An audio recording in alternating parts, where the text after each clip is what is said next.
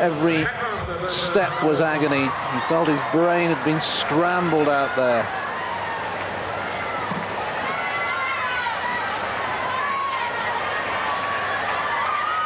Nice to see Becker waiting for his opponent. Carlos Moya signing some autographs. You can see left-handed, plays right, of course.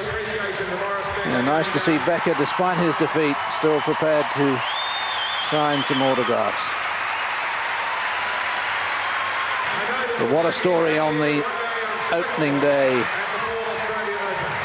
We're going to hear from the two combatants, Carlos Moya and first Boris Becker. Seeing other top players having their first rounds, you know, and me playing more is obviously a bit tougher than if you play somebody who qualified or somebody who hasn't done so well.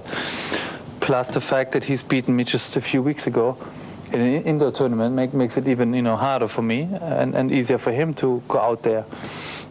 But, you know, no excuses. I mean, I tried my best. I played well at times, but you know he was the better man. And he deserved to win. The views of the loser, now the winner. I grew up watching him on the TV. It's nice for me that he said that. That helped me because I realized that I can play maybe not like on clay court, but I can become a good player on hard court, and this is one of my goals for this year. What a moment for Carlos Moya. Coming up.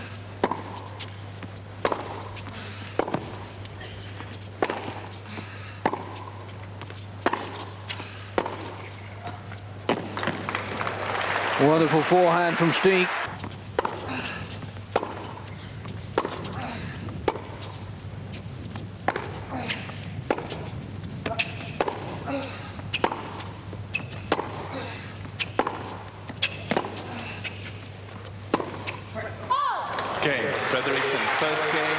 Fredriksson getting his first break of the match. And we... Game, Steve. Qualifier making his Grand Slam debut just a few days short of his 27th birthday, ranked 186 in the world. Well, Grant at times shown some delightful touch. A man who plays sometimes double-handed off both wings, sometimes single-handed off both wings. But throughout, really, Muster had too much firepower for him. 15-4.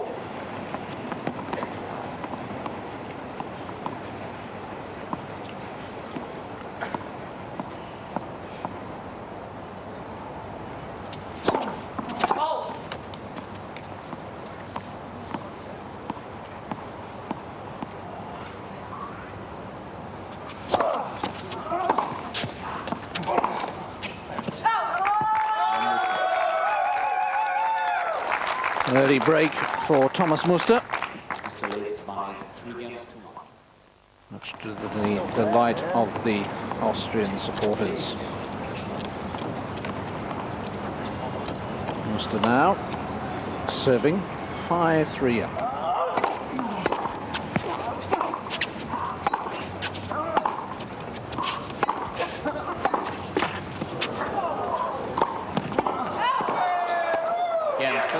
Called out at the far end, and Muster had the opening set by 6 games to 3.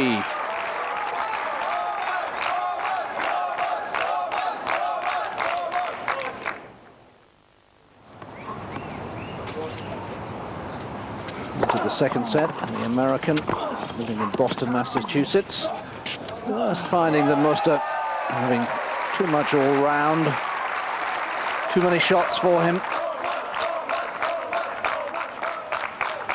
Not used to competing at this level. Fairly successful on the Challenger circuit, but they played 3 matches on the ADP Tour last year and only won 1.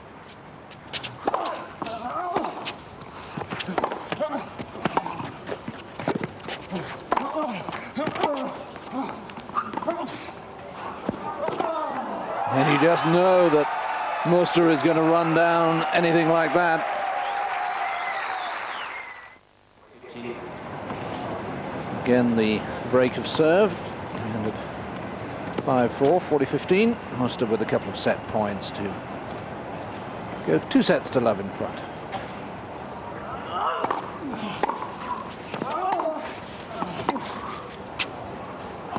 And second set was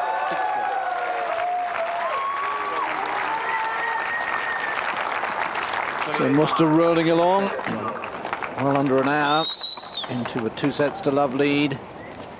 And a pretty good crowd out on court number 3, watching his progress. Thomas playing with the new racket, slightly longer, that he unveiled at the ATP Tour World Championship last year.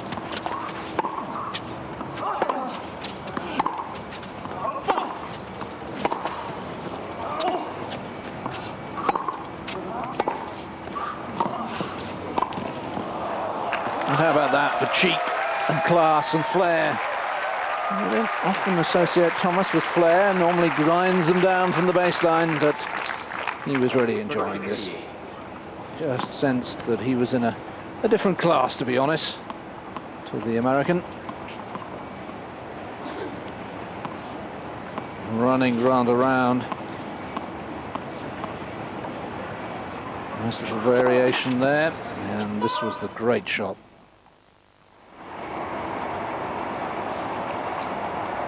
Grant struggling to stay in touch in the 3rd set.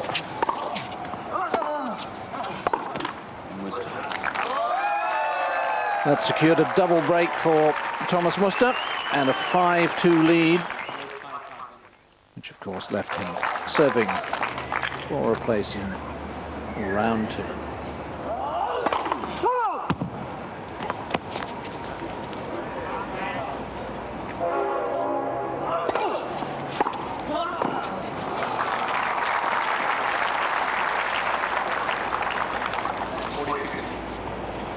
First match point saved by a good service return. Muster perhaps being a little extravagant, serving and volleying. We thought it'd be shorter to shake hands from that position. Well, that was long, and a slightly longer walk to the net for Thomas Muster, but Henman, the winner in Sydney, of course, on Saturday, up to a new career high of 14 in the world. He should have played Mark Philippoussis. That would have been a really tough match. Instead, he played Andrei Pavel, Romanian qualifier, ranked 135. Lucky loser, I should say, having lost in the final round of qualifying. The first set, well, to be honest, it was a bit of a struggle. There were 5 breaks of serve before Henman eventually took it 7-5, but from then on, Henman always in control.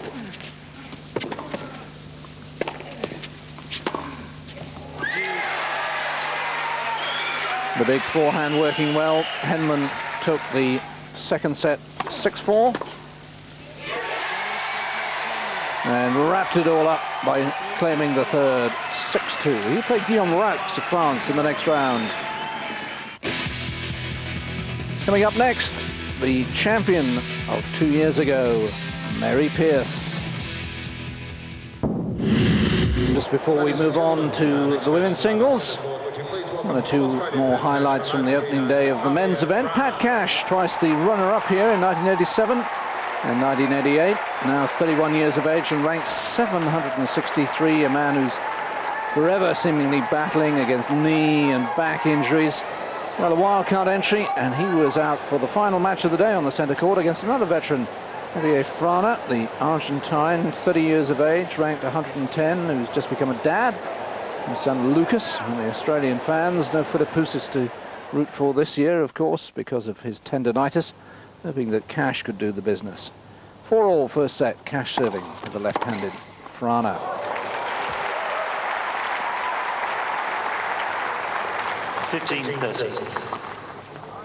Not enough angle, really. Frana just one step. And he could get hold of the return. Now then, chance for the Argentine to break.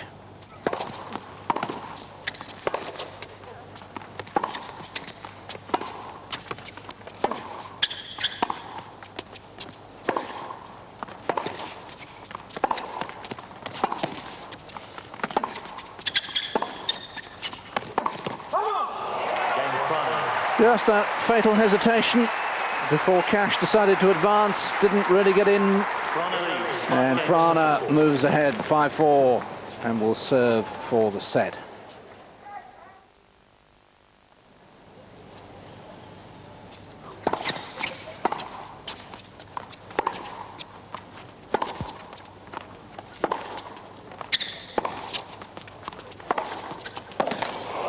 All the big shots really coming from Javier Frana. And he had the first set by 6-4.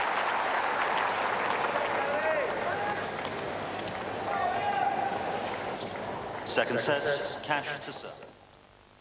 And in many ways, it was a similar story in the second set. Once again, Frana ended up with a chance to serve for it at 5-4.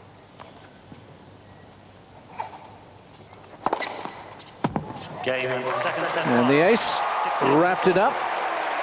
Now everyone in the crowd is agreeing with the decision. A long, hard look at the centre line for Pat Cash. Third set, Cash to serve. Mike Morrissey from London in the chair, in no mood to overrule. Now Cash, it really was a mountain to climb from there. Thank you. And the Cash supporters looking pretty glum as Frana advanced to a 5-3 lead in the third.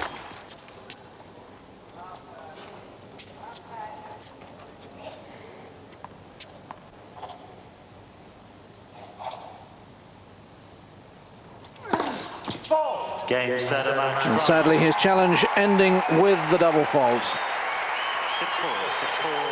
6-4. But at least Pat had got through the match without further injury, and that'll be some comfort, but not a lot.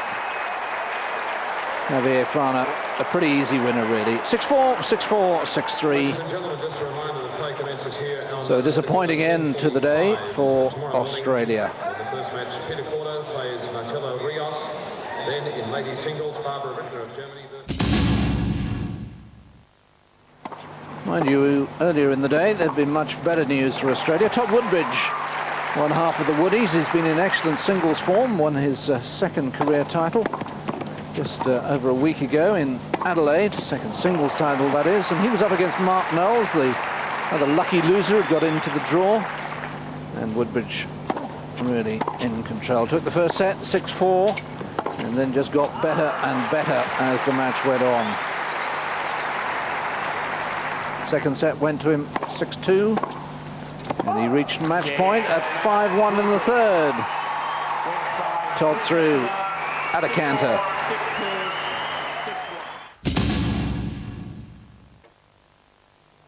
Back in 1993, Brett Stephen had come from match point down to deny Richard Fromberg a place in the quarterfinals of the Australian Open. Looked as if there might be a similar result today when Stephen won the first two sets, 6-4, 6-2. But back came Frommy from Tasmania, a man who's really most at home on clay. Won the third, 7-5.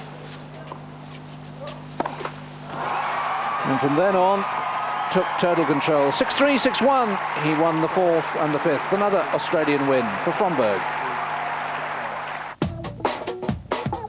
Now a look at all the men in the women's event today. Mary Pierce, the champion of 1995, up against the young Russian who took her title away from her last year, Elena Lyhoseva.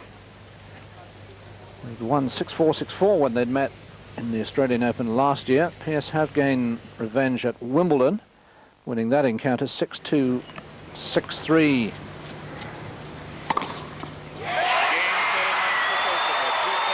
This was last year as Pierce bowed out.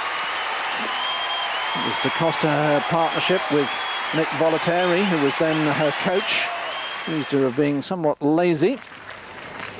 Now she's back with Sven Grunewald, the Dutchman who guided her to success in 1995. But Pierce in trouble in the opening set.